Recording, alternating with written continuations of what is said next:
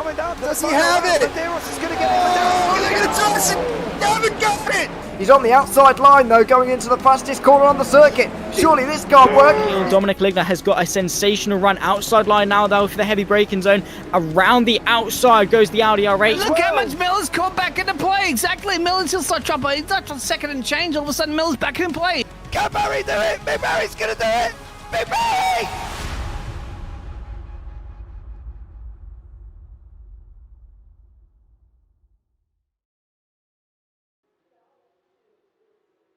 Good evening and welcome to the PCUP Challenge European Division Round 5 from Spa Francorchamps circuit. The original length of Spa was 14.1 kilometres, 8.761 miles, reduced to its current length of 7 kilometres, 4.352 miles in 1979 after deaths in the 1973 and 1975. 24-hour Spa sparked a complete remodel to its current layout. I am James Parfitt. I'm going to be joined in the booth by Alex Goldschmidt. Don't forget, we are sponsored by Blackout Electrical Solutions, based in Brisbane, Australia, serving South East Queensland. Electricians specialising in commercial, industrial renovations and fit-outs, power systems analysis and switchboard replacements. But I think it's time to bring the wonderful Mr. Alex Goldschmidt into the booth. Good evening, Alex. How are you, sir?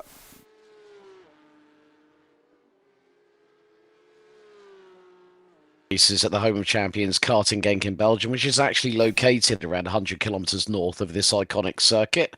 Of course, the original layout had one of the most famed and feared corners. Let alone Eau Rouge, there was the Master Kink, according to Sir Jackie Stewart, three-time Formula One world champion. So that's why I'm not in the lead position, but I'm glad that James has been able to step in tonight. Yeah, it definitely was as well. This track was also quoted in of Jackie Oliver, who was a racer driver between 1967 and 1973.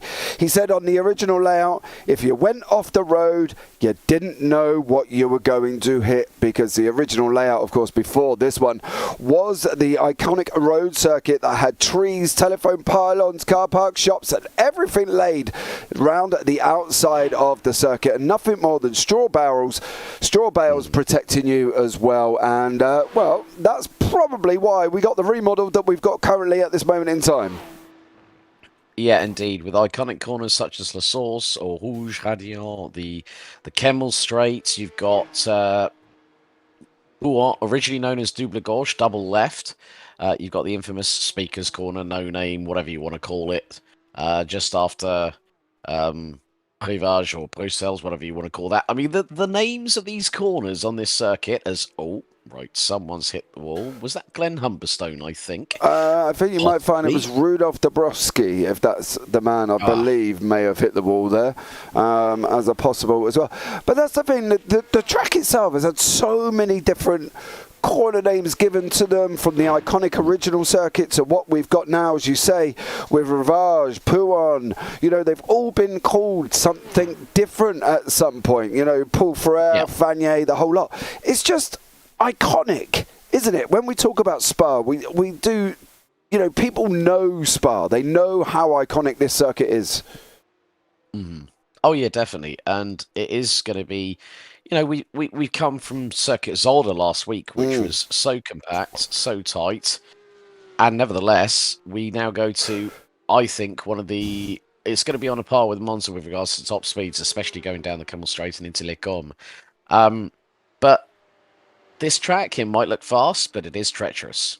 Yeah, it definitely is, going through Eau Rouge and Radion. We did see on the Americas on Thursday as well that some of these cars did come a little bit of a cropper going up through Eau Rouge and Radion on cold tyres as well. So they will have to be careful. We have got 32 drivers on track currently at this moment in time. We can bring you up a brief moment of the standings. As you can see in the Pro, Philip Hammer is leading leading the way on 205 points. Daniel Thomas on 203. Vince Peders on 200. Misha Berger on 178. Aidan Young 164. Jordan Strudwick 156. Up 3, of course, after his third place at Zolder and his DNF in race 2. Samuel Sproul in 7th. Jaime Ferrero in 8th. Spencer Marsh 9th. Igor Kost 10th. Emil Koopmans in 11th. Nicholas Nold in 12th. Django Val 13th. Yuri Steinmetz in 14th. Danny Hugendorn in 15th. Corey Lazarus 16th. Salvatore Goriento 17th. Stefan Heineken in 18th. And then beyond that, of course, we have got the next runners there as well. I'm not quite sure why it's doubled up. Give me 2 seconds. Let me try and correct that. That makes it impossible to read at the same time here. Beyond that as well, Salvatore Goriento, Stefan Heineken, Lars Watzik, Lee Holmes, Gordon Ramsay, Bruno Heinrich, Young Choi, Dominic Gerber, Patrick Hingston, Frank Smits, Marvin Stroud and Tonston Servat behind that as well. We will bring you up the AMs a little bit later on. We are going into qualifying now as well. They do only have 8 minutes of qualifying here, Alex, as well, which doesn't always make it possible to get 3 laps in, does it? Because the out lap, the fast lap, and then you ain't got a lot of time left after that one. No, especially with the length of the circuit anyway. A very good evening to our very own comrade in arms here at JPB Broadcasting, where we are broadcasting live from. Hello, Zach Sweeney. Yes, we did have a 10-minute rant and rave about Spa's differing names and agreed to disagree, but it was all amicable at the end of the day. Yeah, the thing is, it's an 8-minute lone qualifying session, but the drivers will only have 2 laps of flat-out, full-throttle qualifying fever, so to speak. And this is going to be quite crucial because qualifying, we know, is very, very important here at Spa-Francorchamps. But if you get it wrong, now we did see quite a few drivers at Zolder not having the best run in qualification, not even setting a lap time. That included, I think if I remember correctly, a couple of drivers, maybe even Philip Hammer was one of them in race 1 back at Zolder last week. I believe it was, yes, but we are on board with Vince Peders here, of course, to Belgium. Technically, should be his home circuit, shouldn't it, really? Being that he's from this country, you know, should know it like the back of his hand. Hopefully, we'll go out and do an absolutely extraordinary job, as he did in race 2. Don't forget, we have got the 8-minute qualifying, 15-minute heat 1, 30-minute heat 2 with a top 8 reverse. So if you win the heat 1, you will be in 8th place for the reverse grid as well. You know, we talk about pole position. How important is it for these drivers to get these cars on pole? Because, you know, some tracks you can get away with, some tracks you can't. What are we looking at for Spa? It's a bit of a mixed bag, I would say. And the reason being is that you can be on pole position, but something could go horribly wrong. Especially when it's a standing start, if the tyres and the brakes are cold, you're not going to have the optimum when it comes to braking, turning into corners.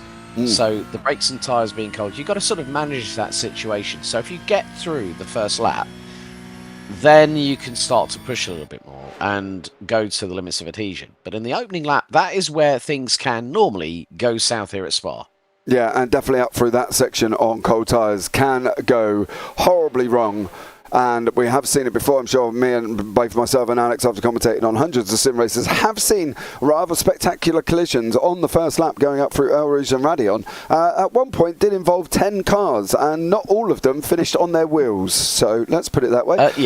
Yes, they were on. I remember that one. It was only yesterday. Yes, and on their roofs and spinning, doing pirouettes. It was rather eventful. So, you know, stay tuned for this because it could be an absolutely outstanding one. As we see, Vince Peters has just started his fast lap here as well as he heads down through into No Name before he goes round to, as I say, Pouon, or depending on what you want to call it. What do you traditionally call it? Because I call it Pouon. I call it Pouon as well. I just refer to the older corner names just to show the evolution of nomenclature when it comes to naming circuits corners. So I try and research the latest track map provided actually by the circuit itself, because that gives you a bit more of an understanding. And there has been so many changes. I'm so glad that in the United Kingdom that tracks like Brands Hatch still have Paddock Hill Bend, Druids, Graham Hill, Surtees, McLaren, Clark Curve, Clearways, Brabham Straight, for instance, for the Indy circuit. But yeah, it's sort of like saying, you know, Monza earlier on this season. It's been actually renamed by the circuit Curva Alboreto Parabolica, which is the full name of turn number 11. But everyone calls it Parabolica, but a lot of people don't realise that the name Alboreto comes from Michele Alboreto, the XF1 and Audi Sport driver. And unfortunately, his life was taken in an Audi Sport Audi Sport test. And of course, we here at JPB Broadcasting have to send our condolences to the family, the friends, and the colleagues of the late Craig Breen, who unfortunately passed away in the testing accident for Hyundai Motorsport in preparation for the Croatia Rally for the World Rally Championship. So, Craig, Godspeed, and our thoughts are with him and his family at this time. Yeah, definitely are on that one. We see some of the times that have come on. Philip Hammer at the top on a 2:18.877. Vince Peders down in 20th on a 2:37 here. Whether or not he'll get a lap in is going to be close. I'm not going to lie. He's crossed the line with about, well, he was heading down through La Source with about 2:11 on the clock. So it's going to be very, very tight for Vince Peders currently at this moment in time, whether or not he's going to get another lap in. So that'd be one to keep an eye on. As we know, Vince is incredibly quick, Alex, and well, you know, is it for a driver like Vince, right, being down in 20th at a nice wide circuit like, you know, Spa, and then you got the Kemmel Straight? What do we reckon? Do you reckon he'd come back through the field? I reckon he could do a stellar job coming through the field here. Oh, top gear from the rear, 100% for that driver. I mean, he's won 4 races already this season, and he's only 5 points off of the current championship leader and defending champion, Philip Hammer, who is still provisionally on pole position. But Aiden Young isn't that far behind, is he? That was a big moment there. As we say, Aiden Young, there is Aiden Young sporting a new livery with the Gomez Sim Industries logo on the side of said car. Yes, and unfortunately, pole position could be out now, sir, as he's in the pit lane currently at this moment in time. So I don't believe he will set another time there. Nicholas Knoll, good evening, Mon.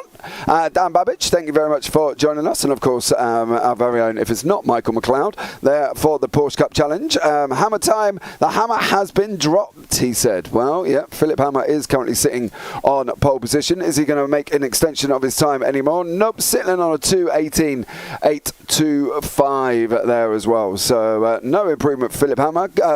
Bruno Heinrich has just gone into 3rd place. Ritter is currently lead 2nd place in the AMS with Nicholas Seitz behind him, in front of him in 1st, of course, and Jaime Ferrero behind that in 3rd place. So that's going to be an interesting one.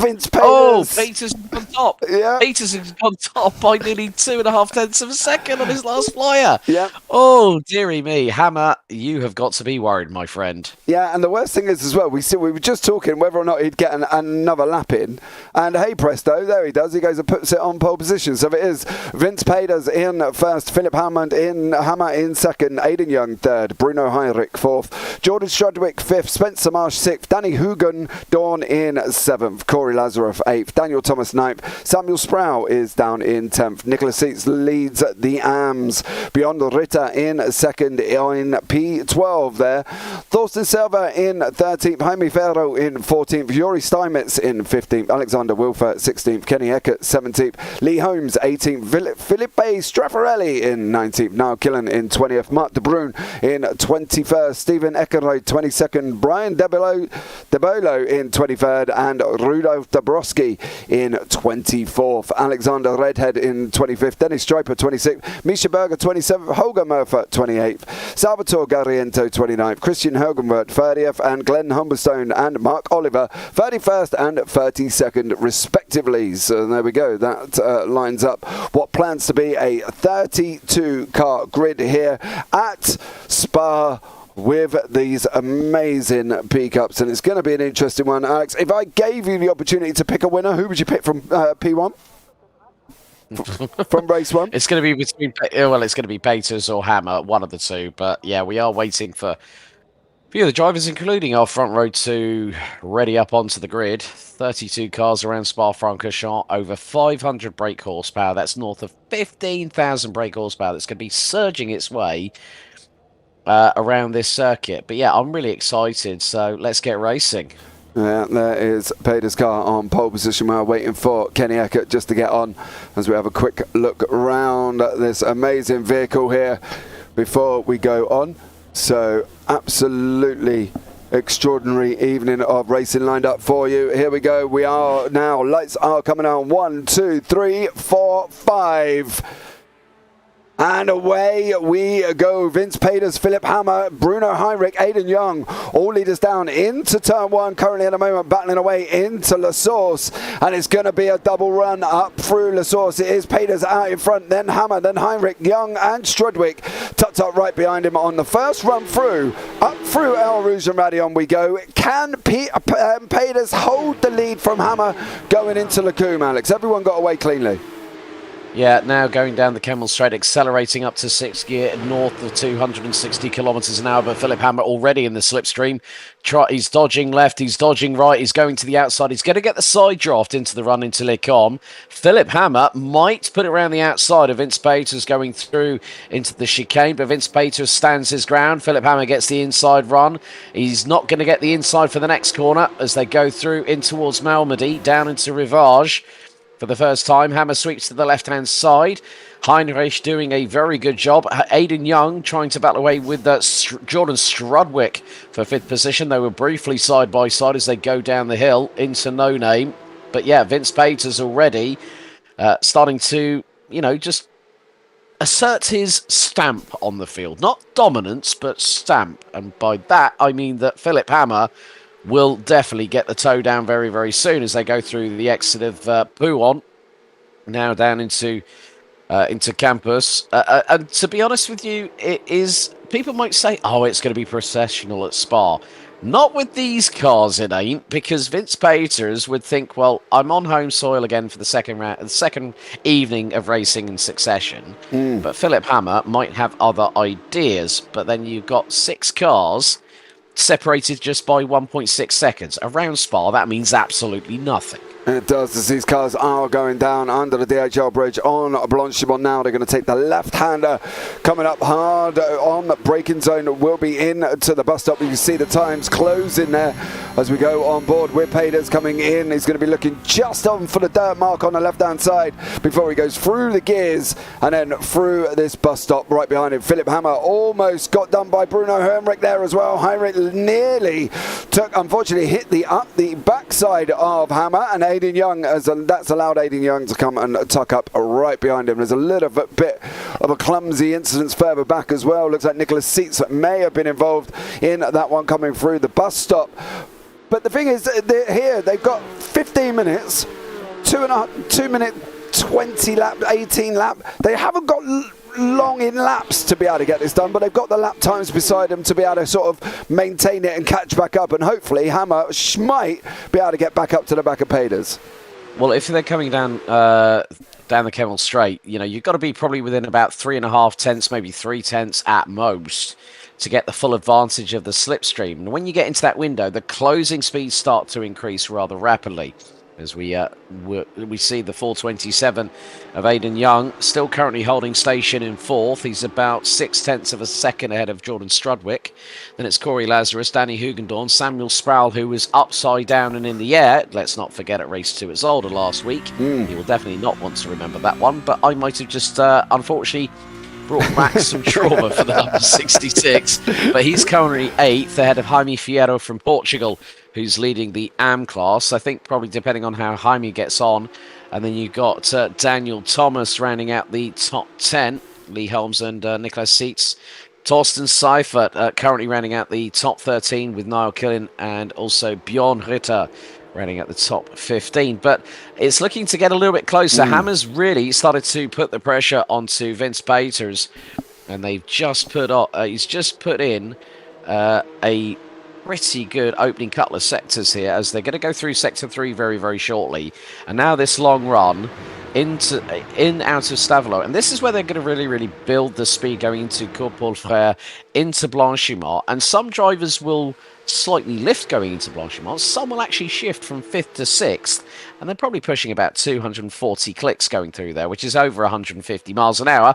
But Hammer is really, he's got the bit between his teeth as the number 16. Yeah. Vince Peters is not phased. No, not at all. No, Peter's not really worrying too much about it. You can see Hammer's sector times over that last lap were faster than Peter's as well. Peter's faster in the final sector by about 4 tenths, of course. Kind of pulled back all the hard work that Hammer did over the first 4 sectors as we go round once more through La Source and down into this El Rouge Radion. This is where the times are going to close up. You can see it on the left-hand side. We're out at about 3 tenths currently at the moment, dropping down to about 2.9, 2.8, 2.7. It's only going to come down as these guys go down into Lacombe. On board with Hammer, there is Peters there. Peters is going to hug that inside line.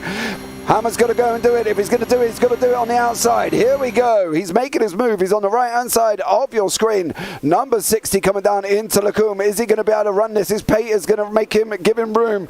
They're going to run side by side through Lacombe. They go out the other side, dropping down. Ew! Careful, careful. And it is Heinrich sneaks through. Heinrich sneaked through on Philip Hammer there. So does Aidan Young. Yeah. You know what? It was exactly a repeat of what we saw earlier on in the race, that Philip Hammer thought he had the measure of Vince Peters going through into the first part of Lecom, kept it pinned to the outside, then had the inside for the left, and then Peters had the inside for the right going into Malmedy. So, again, Philip Hammer was trying to get that move done early to move away from not just Peters, but everybody else. And now he's found himself lose out 2 positions to Bruno Heinrich and Aidan Young. And at the moment, Jordan Strudwick is coming under significant pressure from 3 cars behind. Corey Lazarus, Danny Hugendorn and Samuel Sproul. And when you consider that the top 8 drivers are less than 2.5 seconds apart, that is ridiculous. Yeah, absolutely is, as they come down through Blanchimont once more.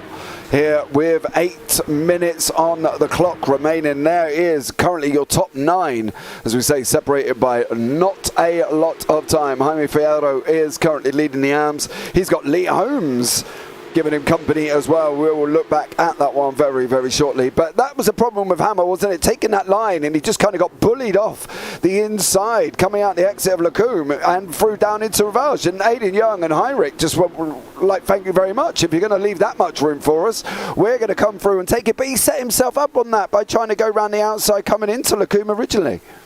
Well, he actually ran wide coming out of Lincoln and into Malmedy, so I think he might have carried a bit too much speed for his liking. Thought he could chance it. Oh, little bit of a wobble behind Strudwick. Corey Lazarus had a bit of a tank slapper as he put the power down, coming out of La Source, down through into Eau Rouge and Radion at the crest of the hill. Aidan Young closing in on Bruno Heinrich for that 2nd position. Vince Peters still leads. The gap between Young and Heinrich is less than 2 tenths. Aidan Young might pull to the right-hand side very, very momentarily. He's about 0.13 behind. He's going to look to the inside line into Lecombe, but Heinrich shuts the door. Yeah, Hammer's now coming up right behind as well. He's going to join the party once more as he goes again after, as I say, losing 2 positions to the cars in front and then losing time on Peters in front of that as well. So this is your top 9. They are separated by not a lot here at the famous Spa-Francorchamps circuit once more.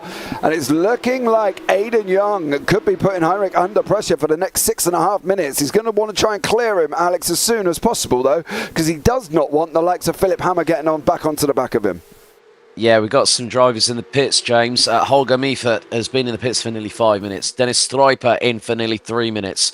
Glenn Humberstone has just been in for 30 seconds. Alexander Redhead has dropped all the way down to 30th position after spending nearly 3.25 minutes in the pit lane. But Aidan Young, who won the feature race at Brands Hatch at the opening round of the season, whilst battling away with Niklas Nolde, who I've just seen in chat a little bit earlier, and also Philip Hammer. It was a great 3-way scrap. And I think that's the only interview that we are ever going to do on the PCUP Challenge, because we want you folks at home to enjoy the racing. But once again, Aidan Young closing in on Bruno Heinrich at one of the fastest points in the circuit. Can he outbrake him going into the bus stop chicane? I don't think he's close enough to facilitate that. But never say never, because if Heinrich spools up the rear wheels a bit too early, he could spin the rear end out. No ABS, no traction control on these cars, and it's all for themselves as Oliver drops down to, well, it looks like, right, Lee Holmes has just had an off-track. Jaime Fierro has just had an off-track as well. But yeah, you just want to make no mistakes, and especially one of the biggest points that we haven't talked about is the inner wall on La Source. You whack that, you are pinballing onto the other side of the circuit, head first into the barriers. Yeah, the problem with that is that curb on the inside you are able to take before you start racking up the off-tracks in iRacing as well. So they do try and hug that as much as possible to be able to get on the barrier a little bit earlier than normal if you was trying to outright avoid it. Nothing doing here for Aidan Young. I don't think he's going to get this job done here either. Is Hugendorn going to try and have a go at Lazarus? He's not currently at the moment. Lee Holmes is now overtaken Jaime Ferreira. There is Ferreira tucked up right behind him, of course, as they go into Lacombe. That is the battle for your arms, and that's got Nicholas Seitz not too far behind either. So that's going to be an interesting one to keep an eye on all at the same time. So it's battles in the pros, battles in the arms, and we've got about literally 4.5 minutes remaining, but it looks like Heinrich is going to be under pressure here for the next 4.5 minutes with the likes of Aidan Young, Philip Hammer tucked up right behind him. Not sure Strudwick's going to get there. He's dropping out to about a second at the moment, so I don't think he's going to get himself involved in this, and it looks like Peters might and possibly should be safe to take this victory. But let's see how this one pans out in the last 4 minutes here, Alex, and see what happens. But I think it's going to be Heinrich, Young and Hammer battling away for the final podium positions. Yeah, I think it's going to be Vince Pater's race to lose. Now, he's got a gap of about 1.3 seconds. He is calmly extending it. I mean, we were talking about him in qualifying. He was outside of the top 20. He bangs in a pole lap on a home circuit. And I knew for the fact that when we had someone of the caliber of Vince Peters, you know someone, that is someone who has been doing thousands and thousands upon thousands of laps at Zolder and Spa-Francorchamps, and that just goes to show that he knew when to put that fast lap in, take away pole from Hammer, and he's on course for his 5th win of the season so far. 3 sprints, and it'll be 2 features. Oh, problem for Holmes. He's just gone down the order. He's just had another off track. So Lee Holmes has dropped all the way down to around at the top 15. But in the meantime, Aidan Young has got past Bruno Heinrich for 2nd position. Philip Hammer trying to get closer to them. He's about 0.35 off of Heinrich as they go over the crest at Radiot. That is very close indeed from Bruno Heinrich. He switches to the left-hand side, and he's going to get the side draft now as well. This is quite crucial down this particular part of the circuit, but who is going to be the bravest on the brakes? Heinrich has Hammer not too far behind, and Heinrich gets through, and Hammer with an audacious move on Aidan Young. He's not going to... oh, God. You know what they say? He tried, didn't he? They do say if at first you don't succeed, you try again. Well, Philip Hammer that was a carbon copy of what happened on the first time he tried to do that on Vince Peters. Yeah, and he lost all of that time as well. Nicholas Seitz has got Thomas Seffert right behind him. They are side by side currently at this moment in time as well. So there's battles going on here with Ferreira, Seitz and Seifert, all for your battle of your arms, of course. Seifert is the pro mixed up in all of this with Niall Killen right behind him as well. So there's pockets of battles picking up here. We will keep an eye on as much as we possibly can. Keep an eye on the front and at this battle as well here for Ferreira and Seitz to see how this one pans out. Seitz gone to the left hand side. He's going to make the move into Fanier. He's not going to get it this time around. Oh, he goes wide, and that allows Seifert through, and there's a spinner there as well. Was that Kenny Eckert? I think that might have been Kenny Eckert involved in that one, and unfortunately for Eckert from the Deutsche Post car, it looks like he has gone round and dropped down the order as well. So currently for this one, it is back to Bruno Heinrich as they come down through Blanchimont once more with Aidan Young and Philip Hammer trying to close up that gap. But as you say, here's Peters to lose. We are going to be on the final lap of the race here as well. 2.7 seconds in front here, Alex. Can't really get this wrong, can he? Oh, I'm not saying anything on that because I could throw a fate of circumstance, not the commentator's curse, folks. in the direction of Vince Peters, but he's just put in the fastest lap of the race, as now we're going to see a change, possibly through La Source. Aidan Young up the inside, as Bruno Heinrich ran wide. Now it's Hammer time. The Hammer is coming to spoil the party for second and third position, but it could be side by side through into Eau Rouge. Heinrich threading the eye of the needle right up the back bumper and the exhaust pipes of Aidan Young over the crest at Hadillon. Hammer's got a real good slipstream here as well. It could be 3 wide. Hammer nearly does make it 3 wide, and there you go. Hammer's to the outside. Heinrich in the middle, but Aidan Young is going to stay ahead of the pair of them into Le Con. Oh, it's got brilliant anticipation, but he's gone wide. He has gone very, very wide, and Heinrich has gone wide. What's Hammer got to say about it? He's going to sweep round the outside of Malmedy. They touch, and Heinrich is round. He clatters into Young, and Heinrich has caused drama behind him. Oh, my goodness. What on? It was only going to come to a moment like that, and push comes to shove, and you see just what happens. It's also the case of just how close it can get, and when you get the immovable force versus the unstoppable object. That is exactly what happens. Yeah, it was as well. But I'm wondering if that on with the likes of the fact that Hammer sent it 3 wide going down, and that kind of unsettled, you know, everybody else around him, because they're all sitting there thinking, what is going to happen? You know, how is this going to work out?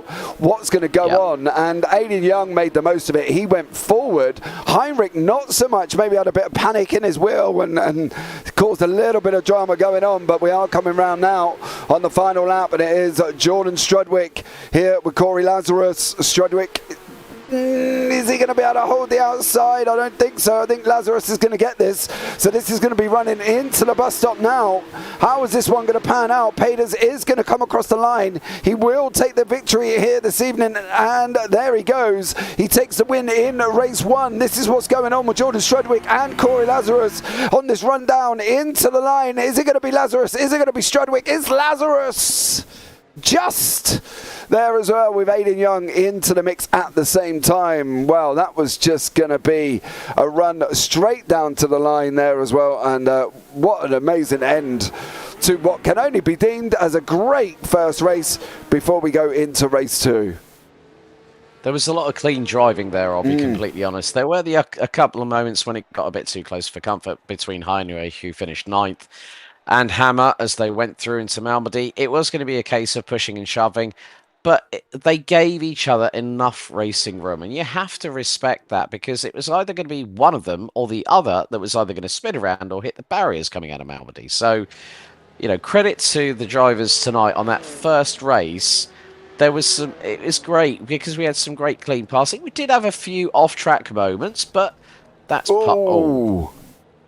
That was Mark Oliver yeeting it into the barriers inadvertently and sending the front bumper to the shadow realm. Yes, definitely on that one. It's gone somewhere, looking rather amazing here as well. But Alexander Redhead is going to be coming across the line, will be your final man on track. He's just running around Fagnes yet now before he goes into Paul Frere. So let's see here as well. He's just got to literally drive it down Blanchimont, and job done for him. Of course, down 3 places. Philip Straffarelli there down 11, but he's been in the pits for about 4.5 minutes.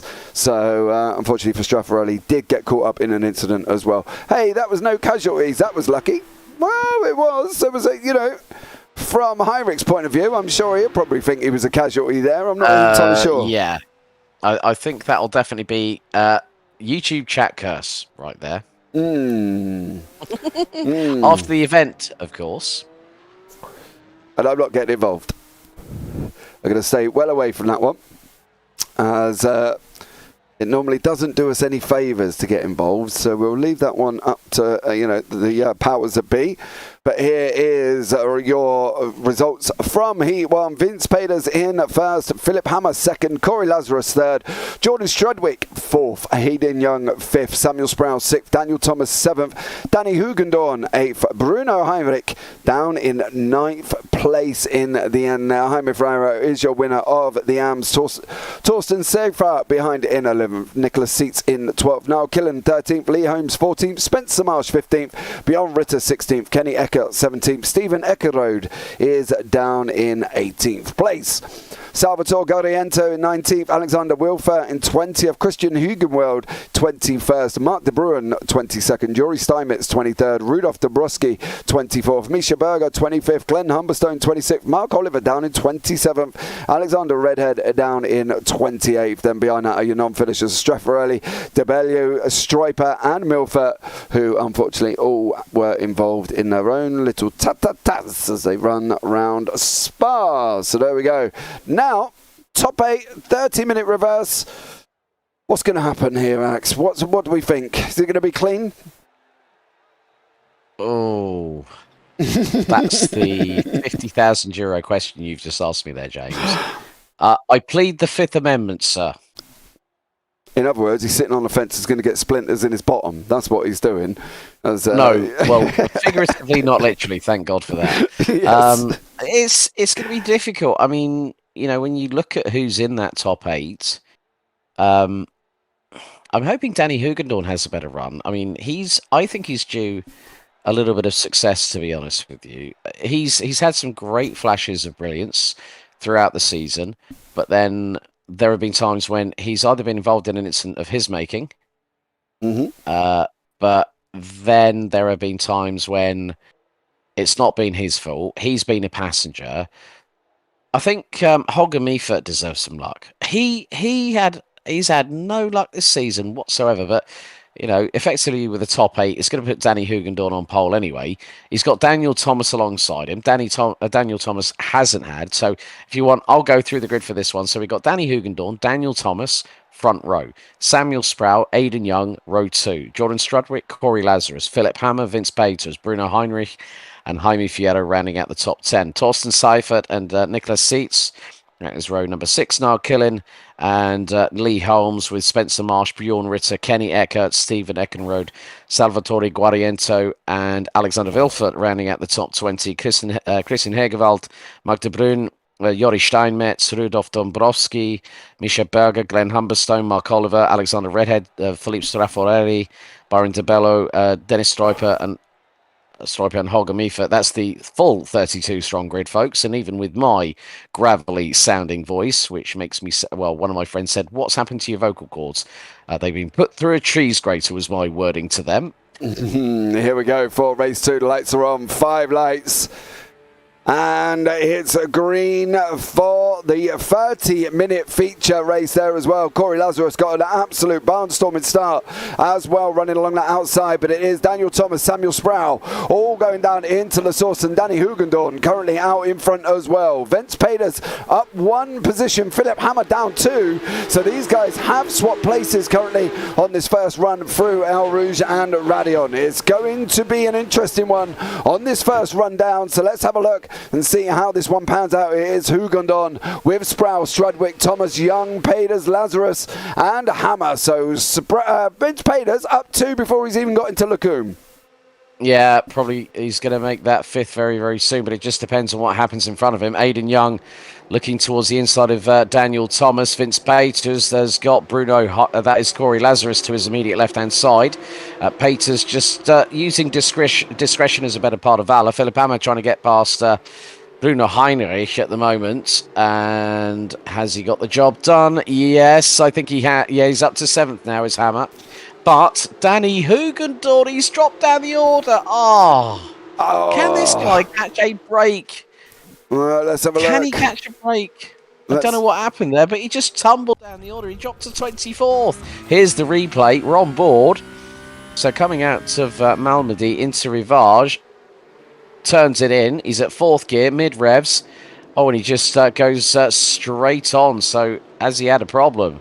And he's straight on the reverse gear. 3-point turn out of the kitty litter. Thank you very much. Yeah, and it is Samuel Sproul takes the lead now with Strudwick, Thomas, Young, Peders, Lazarus, Hammer, Heinrich, Fierro is still holding on to the lead at the AMS. It's Jaime Ferrero there with Lee Holmes tucked up right behind him in second place as well. So it is still Fierro and Sproul leading both of your classes currently here as well. But it is Daniel Thomas trying to defend from Aidan Young, who just for good company is going to have Vince Peders tucked up right behind him very, very shortly. Is Hammer going to be able to clear Lazarus? Is it important that Hammer gets the job done early, do we think here, Alex? Or can he afford to wait, but he don't want to be losing so much time? He doesn't want to wait too long. I mean, he's trying to do the under-over through into the bus stop chicane, but that did not help him at all because Bruno Heinrich went right round the outside of him through the second part of the bus stop, and everyone's sort of jockeying for position. Aidan Young sending it under the inside, like he did to Bruno Heinrich last race on Daniel Thomas this time. But Thomas kept himself around the outside of Aidan Young. Aidan Young went deep on the brakes, but now he's going to get the slipstream up the hill, and who is right with them? Watch out, boys. Vince Peters is on your backsides. Here he goes now. What is Aidan Young going to be able to do here? Thomas hugs that inside line once more, and Aidan Young's going to try and go around the outside. We saw how this worked out with Philip Hammer here. Didn't always work out successfully. He ended up losing 2 positions, and he looks like the repeat process is Peters going to follow through on the line of Daniel Thomas. He's going to have that run down onto the inside of Rivage, and he's going to make it stick. And there we go. That's the fear of coming off that line through Lacombe to try and take the outside line. He ended up not only not getting past Daniel Thomas, but losing the position of Vince Peters as well. And exactly the same thing that happened to Philip Hammer in race 1. Yep. And Vince Peters now just showing his nose to Daniel Thomas in the battle for third position. Jordan Strudwick at the moment has only got a 0.6 of a second advantage ahead of Samuel Sproul. Thomas, Peters, Young, and looks like we have had a couple of cars. Oh, Nicholas Seitz is in the pit lane. Has been in there for nearly a minute so far. Vince Peters nearly going in, tipping a right rear wheel into the kitty litter whilst trying to attack Daniel Thomas as they go through into Stavlo. Peters up the inside, Thomas to the outside, Aidan Young behind the pair. You've also got Corey Lazarus, Bruno Heinrich. Thomas is still keeping side by side with Vince Peters, and Peters, I don't think, is going to blink. Thomas is going to keep it pinned through into Blanchimont, but Peters still round the outside of him, and he still kept it pinned. He kept the throttle nailed, did Vince Peters, and he's got up into third. Aidan Young could go late on the brakes on Daniel Thomas, and Thomas still sends it round the outside into the bus stop chicane. However, Lazarus was trying to get through. Aidan Young makes a mistake coming out of the bus stop. So that just goes to show how quickly things can change. And now Spencer Marsh sets the fastest lap of the race, so 2 minutes 20.87. He's currently down in 11th, having gained 4 places. Yeah, Aidan Young doing the same thing. He's trying to do the same thing to Bruno Heinrich that he tried to do to Daniel Thomas earlier on as well. Jaime Ferrero in the battle. Lee Holmes has got past him for the Battle of the AMs. So this is your AM fight here. As you can see, the front 2 have opened up a 2.1 second gap. That front pack beyond that, of course, is led by Vince Peters. So that's going to be an interesting one to see how this one works out there as well. Strudwick trying to go round Sproul, going down into Lacombe. We've seen this outside line work. It does work for Samuel Sproul, and he is through.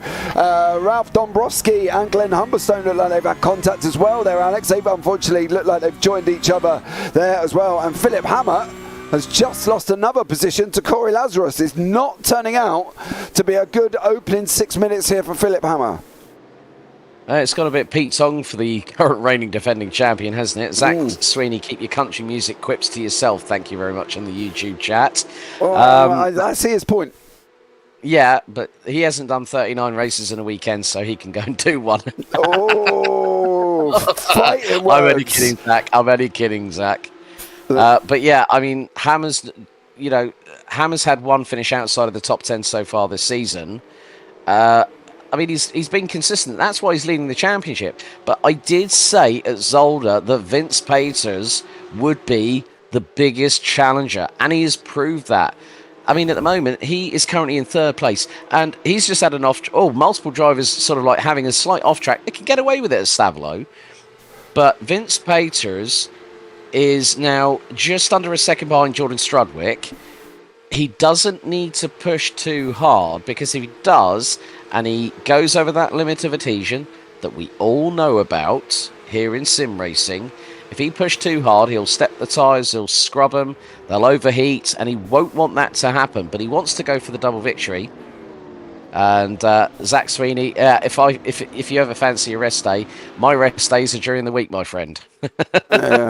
Oh, Killen looks like he's just... dearie me. Yeah, Killen's unfortunately looking like he's had a bit of issues coming through the bus stop there, and he's dropped down the order. He's still dropping down the order now, as about 4 cars have gone past him, and unfortunately for Niall Killen, that's dropped him down to 5th in class, 15th overall. He's trying to make a move back past Kenny Eckert through La Source, and on this run down through to El Rouge and Radion, side by side they're going to be. We've seen this not work out here. If they run that side by side line, they haven't. Niall Killen has not run it, but Jordan Strudwick, oh, he's left the door open. Sproul. Oh well, that was textbook right there. I don't know how that happened, but Samuel Sproul was like a sitting duck. Now he's got Vince Paters all over his rear bumper and rear wing. I mean, it just goes to show. For those that of the eagle-eyed of you, did you happen to notice that Niall Killen's car looks a little bit like a Porsche mystery machine from Scooby-Doo and the gang? Yes, but he's not the only one with that livery. So Zach's just putting that on as well. Yeah. All I'm just waiting for Shaggy saying, "Hey, Scoob," you know. Yeah. I think Salvatore Garriento has also got the livery as well. Yes. He has. Yes, I know it shows a different one in the bottom left-hand corner. I'm not entirely sure why that's not changing, but from that point of view there as well, Sproul looks like he's now under attack from Peders going through Fanier. He's got him. Yeah, he's got him. That was brilliant. He's got him as well, but again, he left the door wide open, didn't he? You can't leave the door open. It's like just like inviting a burglar into your house. He's going to come through and take your TV, your stereo, and everything if you leave it open that wide.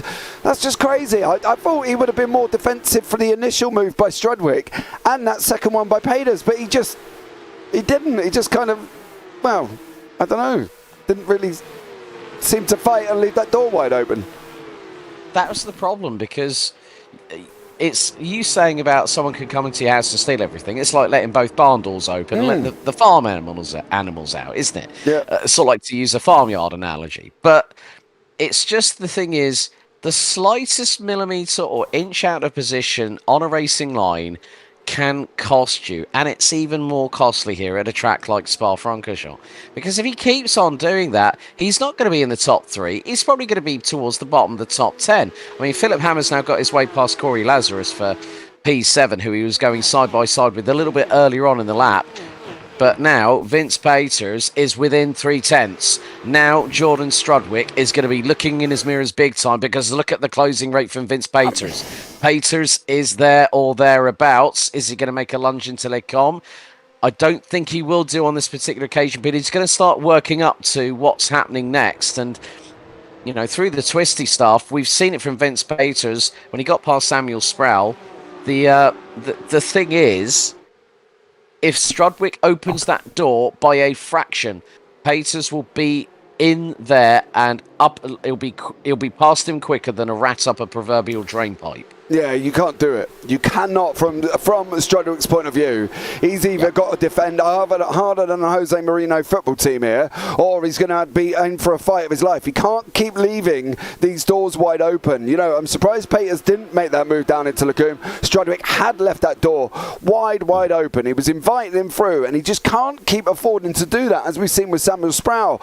He's lost 2 positions. If he does that as well, he's going to go down, as you say, to the back of the pack. So from Strudwick's point of view, coming out of where they are now into Paul Ferrer, a double right-hander, before they go on to Blanchimont, he's got to be looking at where he's going to place that car. You either place it in the middle of the track and give Paters something to think about, or you pick a side and hope for the best that you can hang it out, because otherwise Paters is going to get there. And he's lucky enough, he got a little bit of a better exit out of Paul Ferrer and may have just saved himself going down into the bus stop there. The biggest problem is with the top 7 covered by just over a second and 3/4, any mistake will be punished. And it will be punished severely, because now we see coming into the bus stop chicane, Strudwick covers off Peters very nicely. Oh, and it's a bit side-by-side between Heinrich and Young again. Hammers up the inside of the 427. Might try and go for the run down to La Source, but Aidan Young will have the tight racing line on the inside. So Hammer's got to try and do the switchback. But there is Jordan Strudwick, and I'm not too sure if he was a little bit tail happy there, but Vince Peters has now got the run down through into Eau Rouge. Try the Weber versus Alonso, and Vince Peters with the move of the night, threading the eye of the needle through Eau Rouge, up the hill to Radiant. Strudwick was powerless. Yeah, he was, but unfortunately for him now, he's got Samuel Sproul right behind him, of course. Peters can just take his line like normal. Strudwick cannot take his line, and Sproul's just running around the outside. Avlakum said, thank you very much. I'm going to go and do that, and you're down into the position I was, of course. Corey Lazarus has just lost a position side by side with Aidan Young going down into Rivage. There is also Lee Holmes, the AM, mixing himself into this battle as well. So these top 9 could be by about 2.5 seconds here joined together, but it is all about this pocket of 4-way with Sproul, Strudwick, Thomas and Heinrich for the next 16 minutes, I think, Alex, and this is where it's all going to come from. It's how these guys are now going to manage what's going on around them to see whether or not they're going to be able to stay where they are, because they've all left the door open at some point and have all lost positions, and unfortunately for Strudwick, he's done it as well, and Sproul took advantage of that. The biggest thing is, from my take home from this, is that it is at that point, we're in the midpoint of this chess game. No one's showing, that they're not showing their hand quite yet. So you're going to be pushing within 85, maybe 90% of what the car is capable and what you're capable of. But when it gets the last 3-4 laps, that's when the drivers are really going to have to sort of think, right, I've got to get a move on. I've got to try and take 0.2 of a second, let's say, every sector, as that is a run wide from Strudwick, which nearly opens the door for Thomas. And who's that round is outside? Heinrich. Heinrich nearly got a hip check there, and he slows down. Oh, dearie me, that was very, very close. But that's allowing Philip Hammer to come back into it. Hammer's going towards the outside through into La Source, and he's just nosed ahead. Heinrich has got back in front going into the apex. He shuts the door so Hammer can't counter-attack. So, again, it is just about not putting all, showing everything. It's about how you deal with the strategy and the situation that you're in. Philip Hammer, we all know, will not want to be in 6th position. And this is where Hammer's now going to be at the mercy of Aidan Young, who's right up the exhaust pipe, has to lift off going into Les Combes, so he doesn't clatter into the back of Hammer and spin him around. That's what you do not want to do, because that won't be looked favourably when penalty points are assigned after every single round of the season. Yeah, it's going to be an interesting one now. Aidan Young was very, very, very close, and it still is, to Philip Hammer. I don't know if Hammer's just not looking as comfortable as he has done previously, and he's not looking comfortable again. It looks like Samuel Sproul may have had an incident coming out of no name, as he's now got Strudwick tucked up right beside him into Pouon. And unfortunately for Sproul, it looks like him and Strudwick. Oh, he's off. Oh dear. That was very light in terms of the contact between the pair. But, yeah, Strudwick, unfortunately, returns to garage and will be in the pits after that one. That's a real shame. But, again, it was like the Hammer-Heinrich incident from race number 1. The margins for overtaking might be a little bit more expansive here at Spa in comparison with Zolder last week. But even if you are a millimetre wrong or an inch wrong and you make that one slight slip up, you're going to pay for it. But Samuel Sproul now has Daniel Thomas closing in on him. Bruno Heinrich is now 4th. Philip Hammer up to 5th position. And I still think, James, depending on what happens, because everyone's closing up, Hammer's not that far behind. Top 5 covered by 1.84 seconds. Hammer just did the worst. Well, did a 2-minute 21.12. Vince Peters in clear air on his own is doing a low 2-minute 22. And that's not far off of some of the other drivers. But then you got Daniel Thomas, who are doing a 2:20.58. Bruno Heinrich, 2:20.6. And that's because of the slipstream they're getting, going down these longer, faster parts of the circuit. And that's the thing, they've got that to be able to make use of and stay in contact with the cars in front. We can see it there, Sproul and Peters, Thomas, Heinrich, Hammer and Young, of course, all still utilising their draft to be able to keep them nice and close to the car in front. As you say, nobody is really dropping out of anybody's really... well, draft area as such, because they're all still very close, and they still are here as well. And your top 6 are separated, as you say, by not a lot of time here currently at the moment. And it's going to be an interesting 12 minutes. And I don't know if Peters is going to have it his own way with Sproul being so close. So I think that's going to be an interesting one, and one to keep an eye on as we come into the last, 12 minutes remaining. Yeah, 12 minutes. That's probably going to equate to around about 5-6 laps at a push. But Vince Peters has had no assistance from the minute he jumped to the lead of the race. The 15-minute race was a completely different kettle of fish. It was easier for him to command a lead because everyone was squabbling. But now, in the 30-minute race, the strategy is... the strategy Apple Cart has turned upside down. Zach Sweeney complaining about Mackie winning apps are getting on my nerves. Okay, random tangent there, Zach, but never mind.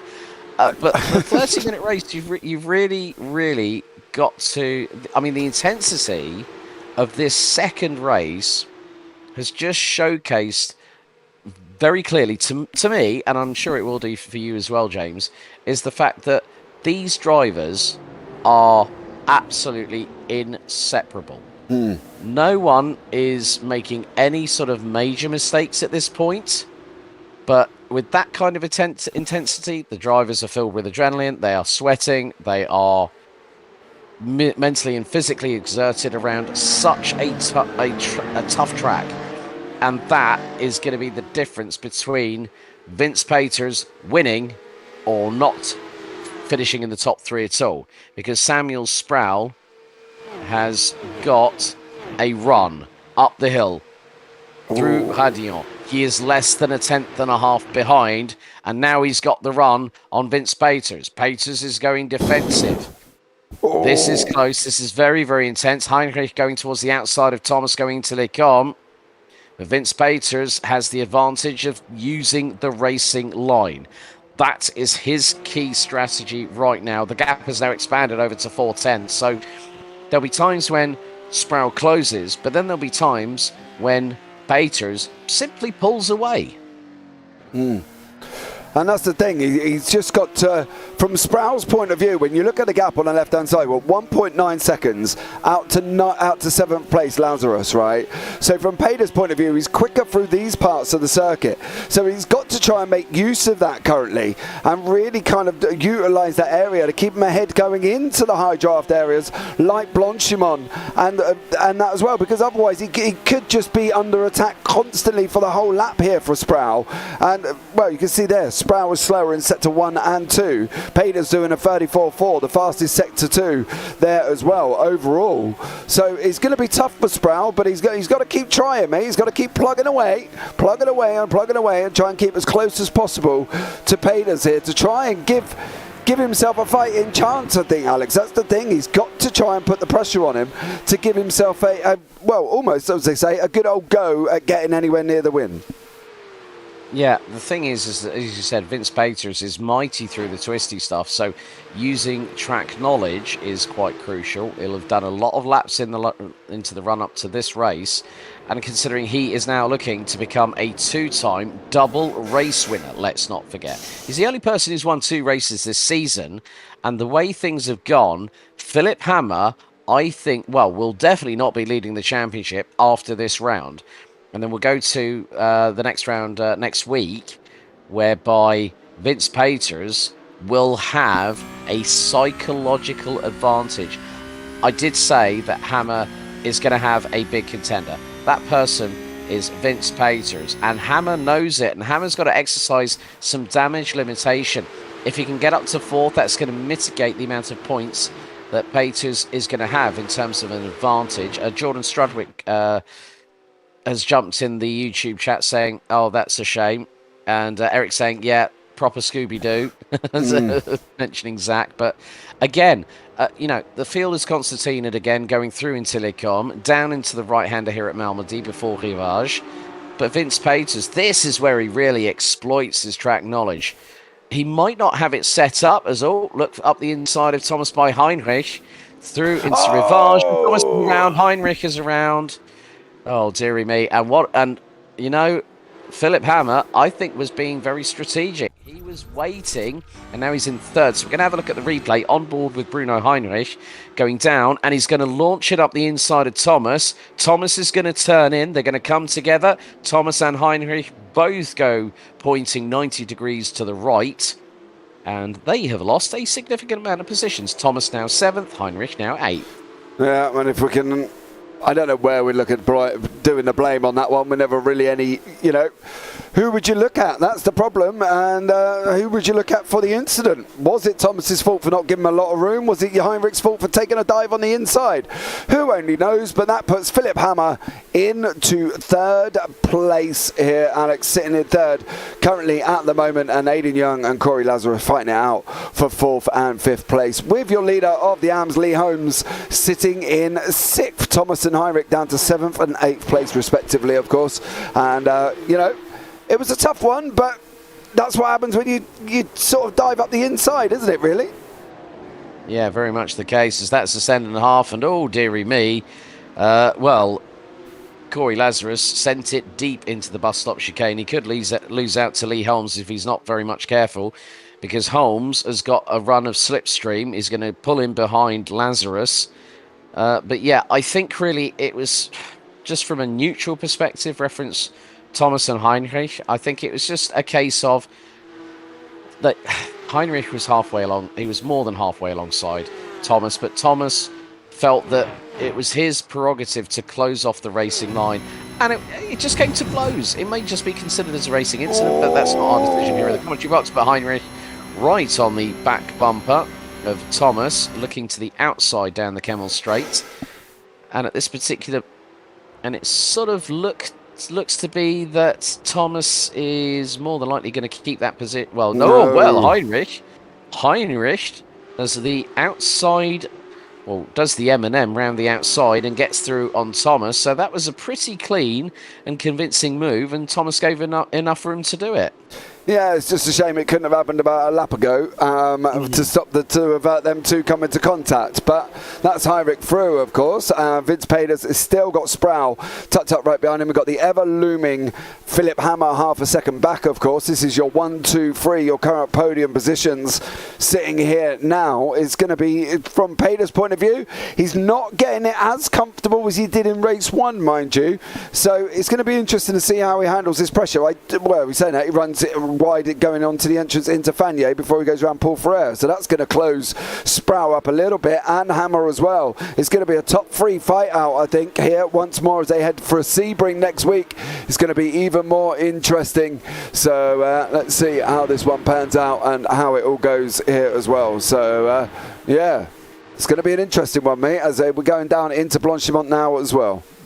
Yeah, just under 6.5 tenths of a second separating the top 3.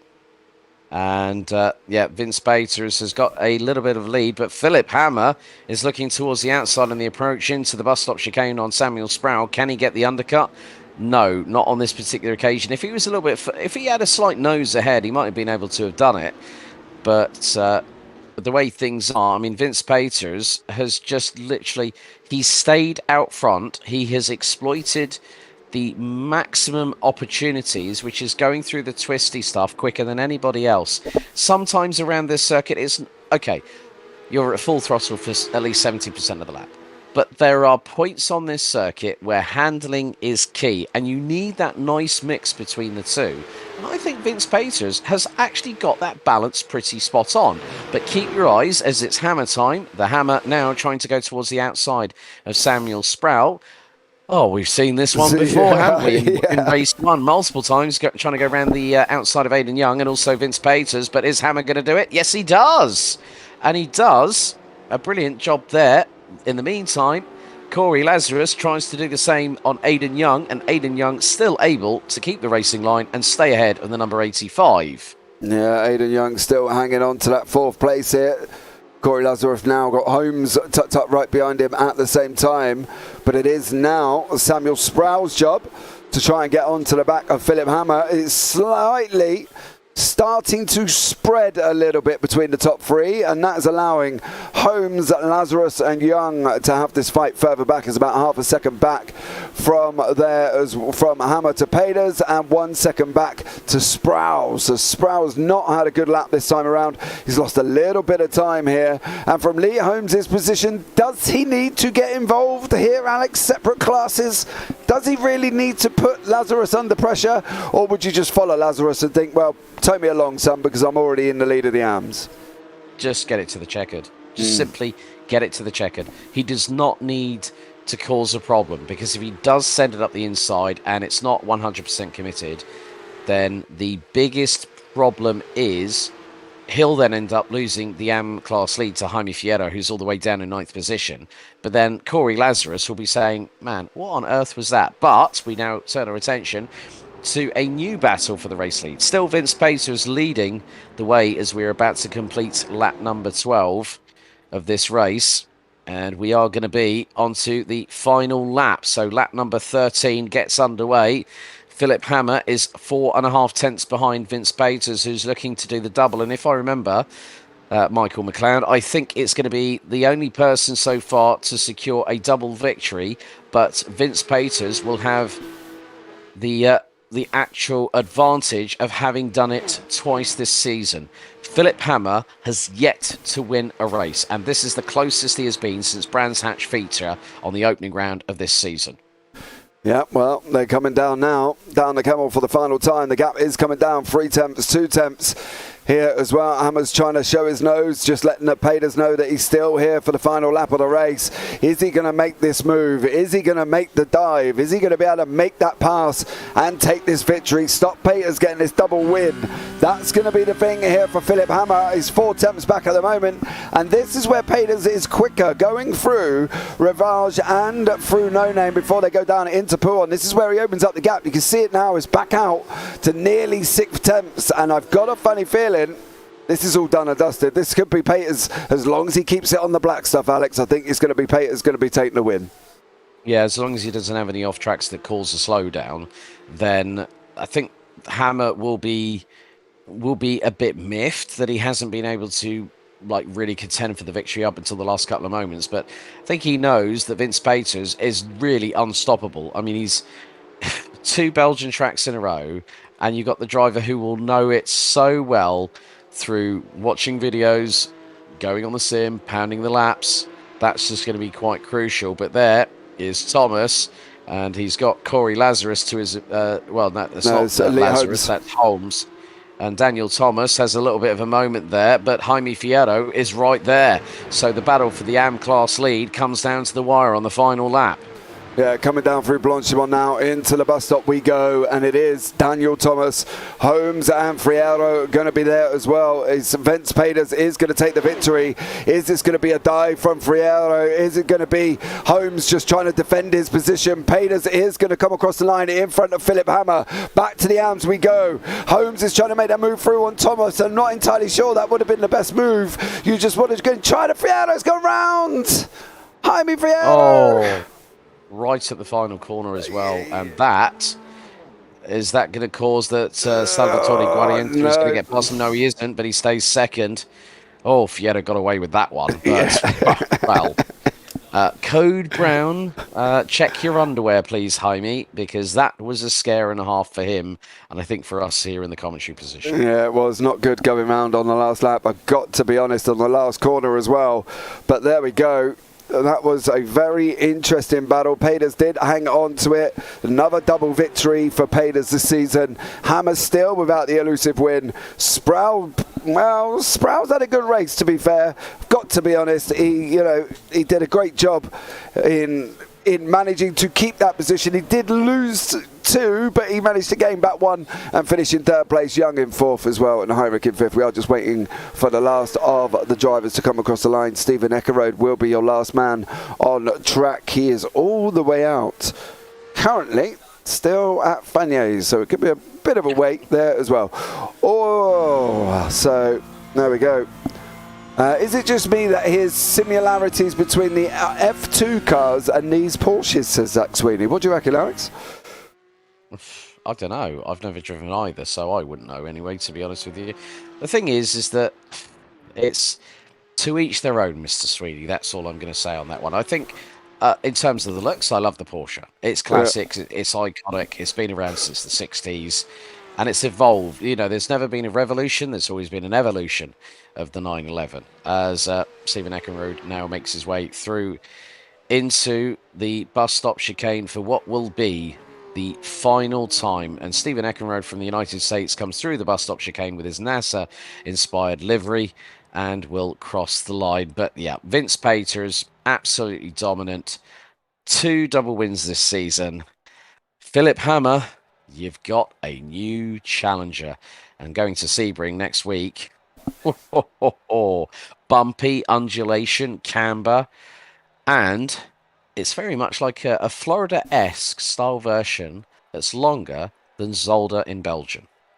Definitely is there as well. Vince Peters is your winner. Philip Hammer in 2nd, Samuel Sproul 3rd, Aidan Young 4th, Bruno Heinrich 5th, Corey Lazarev 6th, Daniel Thomas 7th, Lee Holmes 8th, Yuri Steinmetz 9th, Spencer Marsh 10th, Jaime Ferrero in 11th, Salvatore Guariento in 12th, Niall Killen 13th, Kenny Eckert 14th, Alexander Wilford 15th, Felipe Straffarelli 16th, Misha Berger 17th, Holger Miefer in 18th place there. Then beyond that, of course, we've got Mark de Bruin in 19th, Danny Hugendorn, who cannot catch a break, was leading and unfortunately went straight on in Ravage.